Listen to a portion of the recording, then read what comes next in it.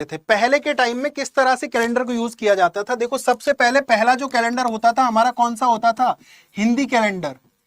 Hindi calendar जिसको क्या बोला जाता था, शक संवत या फिर विक्रम संवत। जिसको क्या बोला जाता था, शक संवत या फिर विक्रम संवत। कि कैलेंडर को क्या बोला जाता था, या तो शक संवत बोलते थे या फिर क्या बोलते थे, विक्रम संवत बोलते थे।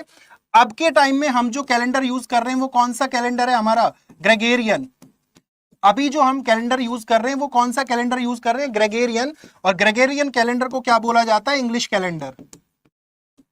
इस कैलेंडर को क्या बोला जाता है, इंग्लिश कैलेंडर। ग्रेगोरियन कैलेंडर को क्या बोला जाता है, इंग्लिश कैलेंडर बोला जाता है। तो दो तरह से कैलेंडर होते थे पहले के टाइम में, पहला वाला हिंदी कैलेंडर और दूसरा वाला ग्रेगोरियन, जिसको हम क्या बोलते हैं, इंग्लिश कैलेंडर बोलते हैं।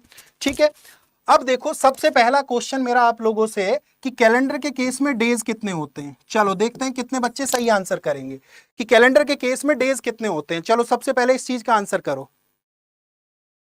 कैलेंडर के केस की अगर हम लोग बात करें तो कैलेंडर के केस में डेज कितने होंगे हमारे, how many days are there for the case of calendar. 7 days are there in case of calendar. Why 7? क्योंकि कैलेंडर के केस में जो एक कंप्लीट वीक होता है वो कितने डेज का होता है, 7 डेज का होता है। कैलेंडर के केस में जो कंप्लीट वीक होता है वो कितने डेज का होता है, 7 डेज का।